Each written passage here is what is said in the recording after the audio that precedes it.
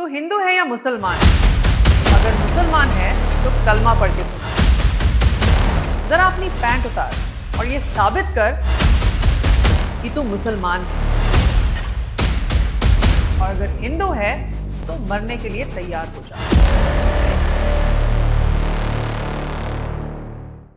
Don't get me wrong friends, मैं ना तो यहाँ हिंदू मुस्लिम एकता को डैमेज करने की कोशिश कर रही हूँ और ना ही किसी रिलीजन स्पेसिफिक को टारगेट कर रही हूँ। मैं बात कर रही हूँ उस हॉरिफिक और हीनस टेरर अटैक की जो 22 अप्रैल 2025 को कश्मीर के पहलगाम में हुआ।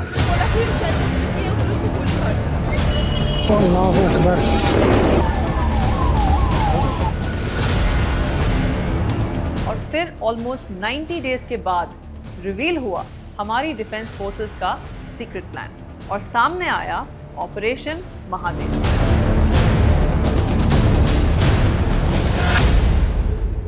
इमेजिन कश्मीर, जिसे धरती का स्वर्ग कहा जाता है। आप वहां की हसीन वादियों में सैर कर रहे हैं, वहां के मौसम का लुत्फ उठा रहे हैं और अपने लव्ड वंस के साथ स्पेशल मोमेंट सेलिब्रेट कर रहे हैं। तभी अचानक से वहां कुछ टेररिस्ट आ जाएं और आपसे ये सवाल करें कि आपका रिलीजन क्या है। तो अगर आपको अपने मुसलमान होने का सबूत देना पड़े या फिर आपको सिर्फ इसलिए गोली मार दी जाए कि आप हिंदू हैं, तो welcome to bottoms up studio और मैं हूं captain Amrit Kaur and this is the uniform angle. दोस्तों, 22 अप्रैल 2025 को जब पाकिस्तान से आए टेररिस्ट ने पहलगाम में हिंदुओं को चुन चुन कर उनकी पहचान की वजह से मारा, तो उस दिन ये तय हो गया था कि इंडिया अब चुप नहीं बैठेगा। और फिर भारत ने ऑपरेशन सिंदूर के जरिए पाकिस्तान की 9 अलग अलग टेररिस्ट साइट्स पर ऐसे आग बरसाई जिसने पाकिस्तान के इन टेररिस्ट कैंप्स को जलाकर राख कर दिया।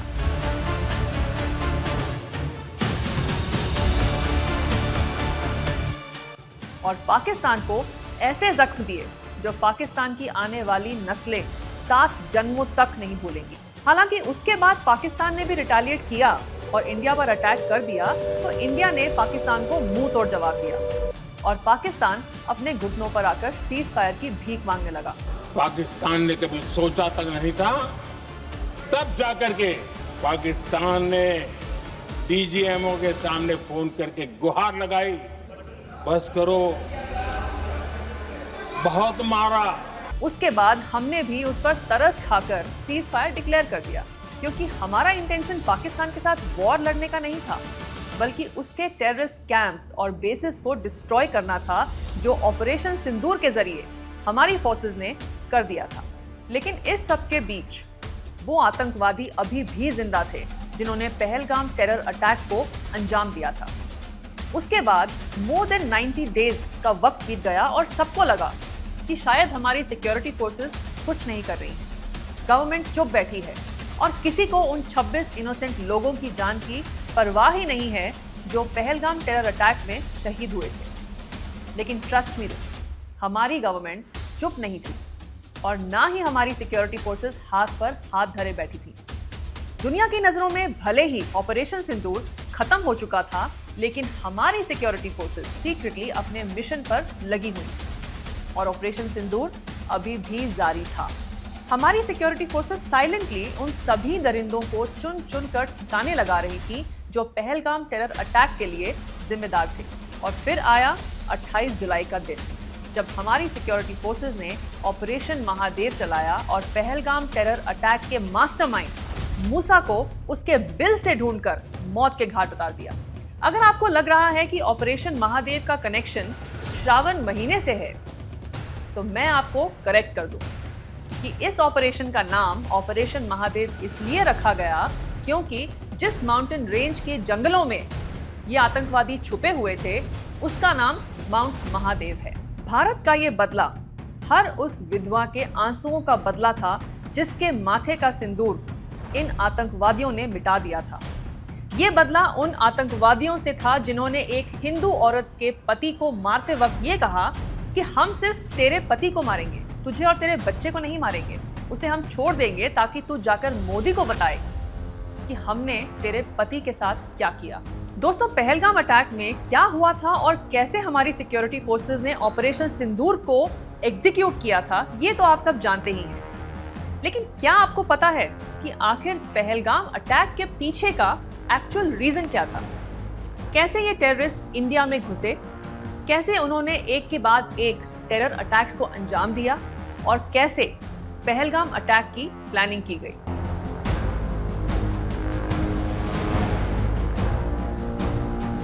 अप्रैल 2025 को हुआ पहलगाम टेरर अटैक कोई रैंडम फायरिंग या लोन वुल्फ अटैक नहीं था।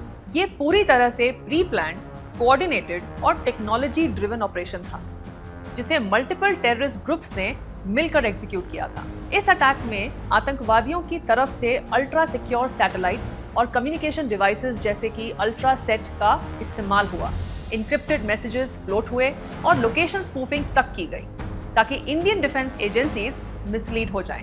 इस सब की शुरुआत हुई थी 2018 से, जब FATF यानी कि फाइनेंशियल एक्शन टास्क फोर्स ने पाकिस्तान को अपनी ग्रे लिस्ट में डाल दिया था।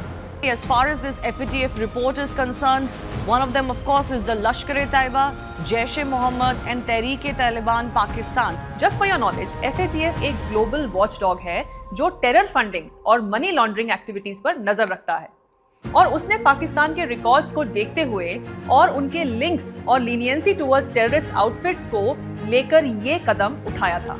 FATF की ग्रे लिस्ट में आने के बाद पाकिस्तान के सामने सर्वाइवल क्राइसिस आ गई थी, तो दुनिया को दिखाने के लिए पाकिस्तान ने थोड़े कॉस्मेटिक स्टेप्स लिए, कुछ लीडर्स को जेल भेजा और रिपोर्ट्स फाइल की, जिससे उसकी इंटरनेशनल फंडिंग बंद ना होने पाए। लेकिन इस प्रेशर के बाद लश्कर-ए-तैयबा और जैश-ए-मोहम्मद की एक्टिविटीज टेम्पररीली स्लो हो गई। सब कुछ शांत लग रहा था, लेकिन 5 अगस्त 2019 को इंडिया ने आर्टिकल 370 रिवोक कर दिया। ये पाकिस्तान के लिए एक और बहुत बड़ा झटका था। कि जम्मू एंड कश्मीर के पीएको को आप भारत का हिस्सा नहीं मानते हो क्या? एग्रेसिव ना हो, जान दे देंगे इसके लिए। मैं आज बड़े गर्व के साथ कहना चाहता हूं कि आज दोनों ये प्रस्ताव और ये बिल भारत के इतिहास में स्वर्णिम अक्षरों के साथ अंकित है। क्योंकि ना तो वो कोई मिलिट्री एक्शन ले सकता था और ना अपने प्रॉक्सी ग्रुप्स LET और JEM को एक्टिवेट कर सकता था। तो पाकिस्तान के मुर्दके शहर में जहां LET का हेडक्वार्टर है, वहां एक सीक्रेट मीटिंग हुई, सोल्यूशन निकाला गया, न्यू नेम सेम गेम, और फिर अक्टूबर 2019 में एक नई टेररिस्ट आउटफिट बनाई गई जिसका नाम रखा गया द रेजिस्टेंट फ्रंट, TRF। ये नाम डेलिबरेटली ऐसे चुना गया कि पाकिस्तान का कोई नाम ना आए। TRF को एक लोकल कश्मीरी ग्रुप जैसा प्रेजेंट किया गया, बट अंदर से पूरा नेटवर्क LET और JEM के एक्स मेंबर्स ही चला रहे थे। रिक्रूटमेंट में TRF ने तहरीके मिलाद इस्लामिया, गजनवी हिंद, हिजबुल मुजाहिदीन जैसे ग्रुप से मेंबर्स उठाए, और इन सब में सबसे डेंजरस हायरिंग थी हाशिम मूसा की। वही हाशिम मूसा जो पहलगाम टेरर अटैक का मास्टरमाइंड था और जिसे हमारी सिक्योरिटी फोर्सेस ने ऑपरेशन महादेव के दौरान एलिमिनेट किया। ये हाशिम मूसा पाकिस्तान आर्मी का SSG पैरा कमांडो था, जिसे फॉर्मली टर्मिनेट करके लोन पे LET को दे दिया गया। मतलब ऑफिशियली आर्मी से तो उसे निकाल दिया गया, लेकिन इसका असली काम LET के लिए ऑपरेशन कंडक्ट करना था। अब अगला स्टेप था एक लोकल कश्मीरी को TRF का फेस बनाना, जो एरिया को अच्छे से जानता हो और लोगों में इन्फ्लुएंस रखता हो। ये था कुलगाम डिस्ट्रिक्ट के कायमो विलेज का रहने वाला मोहम्मद अब्बास शेख, जो कि 1996 से LET के लिए काम कर रहा था, इसीलिए उसे TRF का हेड बनाया गया। उसके साथ कश्मीर के OGW नेटवर्क की जिम्मेदारी मिली कुपवाड़ा डिस्ट्रिक्ट के नागरी कोट के रहने वाला फारूक अहमद को।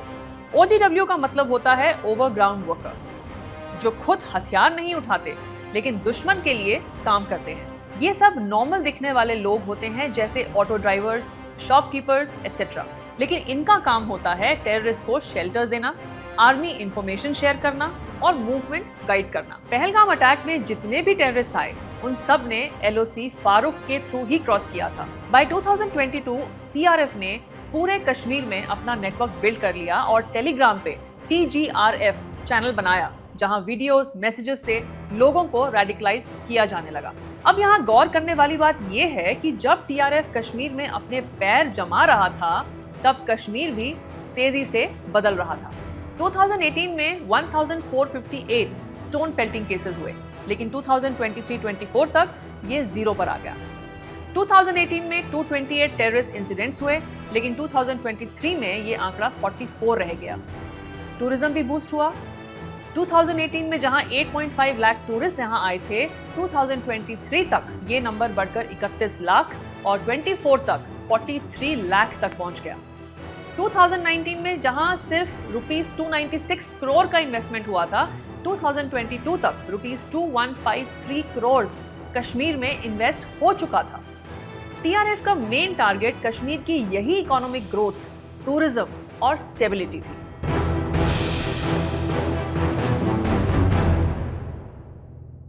उसके बाद मार्च 2025 में अनाउंसमेंट आई कि पीएम मोदी 19 अप्रैल को वंदे भारत ट्रेन का इनॉग्रेशन करने के लिए कश्मीर आने वाले हैं। तब मूसा, अली भाई, आदिल ठोकर और उसकी टीम कश्मीर में मौजूद थी, लेकिन सरप्राइजिंगली मार्च के पूरे महीने में उन्होंने कोई विजिबल एक्टिविटी नहीं की। एक्सपर्ट्स मानते हैं कि इस पीरियड में किश्तवाड़ के जंगलों में अटैक की एक्चुअल प्लानिंग की गई थी। मार्च 2025 में पहलगाम अटैक का फुल प्लान रेडी किया गया, लेकिन यहाँ शॉकिंग बात ये थी कि उनका कोई भी इंटरनल या पाकिस्तान से कम्युनिकेशन इंटरसेप्ट नहीं हुआ। ऐसा कैसे हुआ, इसको समझना इंपॉर्टेंट है। पहले जैश-ए मोहम्मद, लश्कर-ए-तैयबा जैसे ग्रुप्स टेरर अटैक में थुराया सैटेलाइट फोन यूज करते थे, बट इस बार कश्मीर में एक नया टेक यूज हुआ, अल्ट्रासेट्स। ये एक ऐसी सैटेलाइट कम्युनिकेशन टेक थी जो पाकिस्तान में ऑलरेडी इन यूज थी। ये अल्ट्रासेट बनाए गए थे हुआवे के फोन्स के बेस पे, जैसे कि मेट 60 प्रो, P60 सीरीज, नोवा 11 अल्ट्रा। इन फोन्स में इंटरनल सैटेलाइट एंटीना और स्पेशल चिप्स होते हैं जो चाइना के टियानटिंग 1 सैटेलाइट नेटवर्क से कनेक्टेड रहते हैं, और बिना इंटरनेट के इन फोन से वॉइस और वीडियो कॉल्स की जा सकती है through Chinese telecom satellite system. इन्हीं अल्ट्रासेट्स का यूज प्लानिंग में हुआ, और अटैक के दिन भी जब मूसा और अली भाई ने कश्मीर में कम्युनिकेशन किया तो military grade encrypted signals directly Chinese satellite से पाकिस्तानी सर्वर्स तक गए, बिना इंडियन सर्विलेंस से डिटेक्ट हुए। नेविगेशन के लिए भी नए टूल्स यूज किए गए। OGWs का रोल इस बार कम था, क्योंकि मूसा और अली भाई ने ऑफलाइन नेविगेशन टूल्स और फेमस एप्स जैसे एल्पाइन क्वेस्ट ऐप का यूज किया ट्रैकिंग के लिए, जो गूगल मैप्स जैसे ही काम करता है बट बिना इंटरनेट के। उन्होंने हाई रेजोल्यूशन सैटेलाइट इमेजेस का यूज किया और किश्तवाड़ के जंगलों में बिना OGW के मूवमेंट की। अप्रैल के पहले हफ्ते में उन्होंने डिसाइड किया कि कश्मीर का जो टूरिज्म और ट्रेड बूम हो रहा है उसे डिस्टर्ब करना है। टारगेट फिक्स किया गया जवाबरन वैली और उसके लग्जरी होटल्स, जहां ज्यादातर फॉरेन टूरिस्ट रुकते हैं। पीएम मोदी की विजिट भी 19 अप्रैल को प्लान थी, तो वहां सिक्योरिटी डेलीगेट्स भी रुकने वाले थे। इसलिए प्लान था कि इन होटल्स पे अटैक करके बड़ा इम्पैक्ट क्रिएट किया जाए। सिंपल वर्ड्स में कहूं तो एक तरह का ट्रेड वॉर अगेंस्ट कश्मीरीज। 4 अप्रैल 2025 से रेकी स्टार्ट हुई। आदिल ठोकर ने OGW के साथ डेली बेसिस पर होटल्स की मॉनिटरिंग की और OGW ने वीडियो फुटेज भेजी, जिससे कि प्लान फाइनलाइज हुआ। लेकिन तब तक हमारी इंटेलिजेंस एजेंसीज को स्मॉल इनपुट्स मिलने लगे थे कि कश्मीर के होटल्स टारगेट हो सकते हैं। इसलिए JNK पुलिस और पैरामिलिट्री फोर्सेस ने दाचिगम, निशात और नियर बाय होटल्स में सर्विलेंस और चेकिंग बढ़ा दी, और एंट्री और एग्जिट पॉइंट्स पर स्ट्रिक्ट मॉनिटरिंग स्टार्ट हो गई। इसी बीच एक और डेवलपमेंट हुई। प्राइम मिनिस्टर नरेंद्र मोदी ने कश्मीर आने का प्लान कैंसिल कर दिया, क्योंकि वहां का वेदर बहुत खराब हो चुका था। तो मूसा ने भी होटल पर अटैक का प्लान कैंसिल कर दिया, और टेररिस्ट की रेकी फिर से स्टार्ट हुई। इस बार 4 नए लोकेशंस शॉर्टलिस्ट किए गए: आरू वैली, बेताब वैली, एक लोकल अम्यूजमेंट पार्क और बैसरन वैली। इन सभी जगहों पर अटैक करने का मकसद था टूरिज्म और इकोनॉमी को नुकसान पहुंचाना। इसी प्लानिंग के दौरान एक और न्यूज आई कि यूनाइटेड स्टेट्स के vice president mister GD Vance India visit पर आ रहे हैं। तो प्लान बना कि US वाइस प्रेसिडेंट के इंडिया विजिट के दिन ही अटैक किया जाएगा, ताकि ग्लोबल मीडिया कवरेज मिले। इसीलिए डेट फिक्स हुई 22 अप्रैल और लोकेशन लॉक हुई बैसरन वैली। 22 अप्रैल 2025 सुबह 9 बजे बैसरन वैली का गेट खुला और टूरिस्ट वहां पहुंचने लगे। 1:30 बजे तक करीब 1000 से सिर्फ 400 लोग वहां बचे थे, बाकी लोग लौट चुके थे। 1:45 PM पे पहला टेररिस्ट आदिल ठोकर वैली में एंटर हुआ। मूसा और अली भाई पहले से वहां के जंगल में मौजूद थे और एक टेररिस्ट टूरिस्ट बनकर भीड़ में छिपा हुआ था। आदिल ठोकर के आते ही मूसा और अली भाई मिलिट्री स्टाइल ट्रैक सूट्स में जंगल साइड से निकल के एग्जिट गेट के पास आकर खड़े हो गए। लोगों ने उन्हें सिक्योरिटी पर्सनल समझा, इसीलिए किसी ने उन पर ध्यान नहीं दिया। फिर भीड़ में छुपा टेररिस्ट एंट्री गेट तक गया और उसने हवा में गोलियां चलाना शुरू कर दिया, जिसकी वजह से लोग एग्जिट गेट की तरफ भागने लगे।